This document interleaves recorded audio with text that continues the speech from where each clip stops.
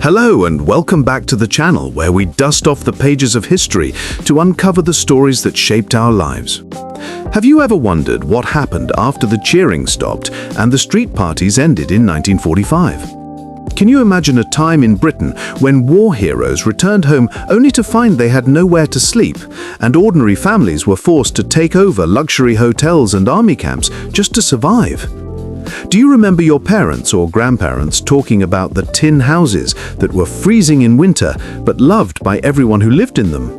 Today, we are going to transport you back to the late 1940s, a time of grit, rubble, and incredible resilience to explore the post-war housing crisis. You need to stay with us until the very end of this video because we are going to reveal how a massive citizen rebellion forced the government's hand and how temporary metal boxes became the most beloved homes in British history, changing the way we live forever. When the guns finally fell silent in May 1945, a wave of euphoria swept across the United Kingdom. The Union Jacks were waved, the beer flowed, and the lights came back on after years of darkness. But as the hangovers from Victory in Europe Day faded, a stark and terrifying reality settled over the nation. Britain was victorious, but Britain was also broken.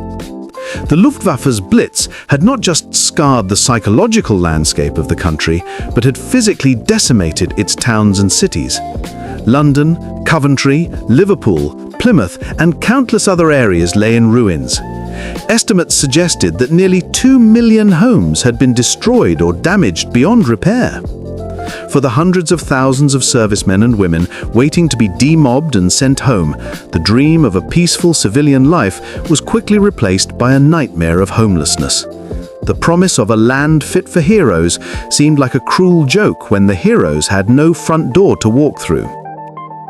For the vast majority of the working and middle class, the immediate post-war years were defined by the crushing stress of overcrowding. With no houses available, newly married couples, often reunited after years of separation during the war, were forced to move in with their parents. It was not uncommon to find 3 generations crammed into a small, damp, 2-up, 2-down terrace house. The tension in these households was palpable. There were famous stories of the kitchen wars, where a young wife and her mother-in-law would have to share a single stove to cook for 2 different families, leading to arguments, resentment, and a feeling of suffocation. Privacy was a luxury that simply did not exist. The stress on marriages was immense, and the divorce rate began to climb, as couples found that surviving the war was one thing, but surviving living in a single bedroom at their in-laws' house was an entirely different battle. By 1946, the public's patience had snapped. The government's rebuilding program was moving too slowly, and people were desperate. This desperation gave birth to one of the most extraordinary and largely forgotten episodes in British social history, known as the squatters' movement. It started spontaneously when families began occupying empty military camps that had been used by American or British forces during the war. These camps were sitting idle, and for a family sleeping on a floor in a crowded relative's house, an army Nissen hut looked like a palace. But the movement did not stop there. In a dramatic turn of events, which the press dubbed the Great Sunday Squat, organized groups of homeless families, many led by ex-servicemen who felt betrayed by the state, marched into London's wealthy districts. They seized control of luxury apartment blocks and hotels that were standing empty, including the Duchess of Bedford House in Kensington. These were not vandals, but respectable families who cleaned the properties, set up committees to run them, and simply demanded the right to shelter. It was a powerful message to the authorities that the British people were no longer willing to wait. Facing this civil unrest and the sheer scale of the crisis, the government under Prime Minister Clement Attlee, which had swept to power with a promise of a welfare state, knew they had to act fast. Their solution was the prefabricated house, or the prefab. These were factory-made bungalows, constructed from aluminium, timber or concrete, designed to be erected in a matter of hours. Originally intended to last only 10 years, these tin palaces became a surprising success story. To the modern eye, they might look basic, but to a family moving out of a slum or a bombed-out ruin in 1947, a prefab was nothing short of science fiction luxury. They came with fitted kitchens, refrigerators, hot running water, and most miraculously of all, an indoor toilet. For thousands of working-class Britons who had grown up using outdoor privies and tin baths in front of the fire, the prefab offered a level of comfort they had never experienced. People loved them. They were detached, they had small gardens where roses could be grown, and they represented a new, modern way of living.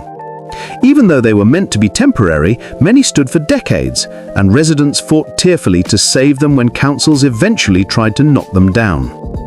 While the prefabs were the emergency fix, the long-term vision was the New Towns Act of 1946. This was a radical plan to depopulate the overcrowded and smog-filled inner cities and move people to brand-new, purpose-built towns in the countryside. Places like Stevenage, Crawley, Harlow and Hemel Hempstead were born from this vision.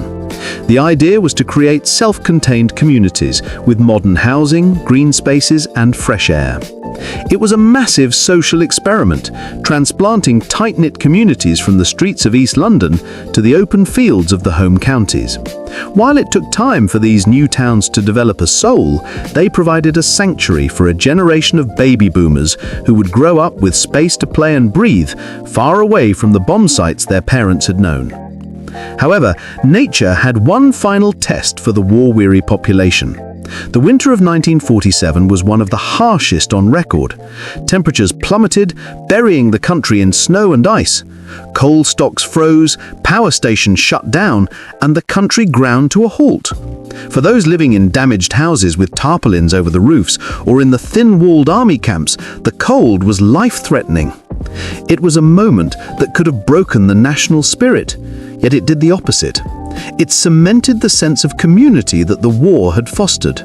Neighbors shared coal, strangers helped push cars through snowdrifts, and the nation endured. This period of hardship, from the rubble of 1945 to the freezing winter of 1947, forged the character of modern Britain.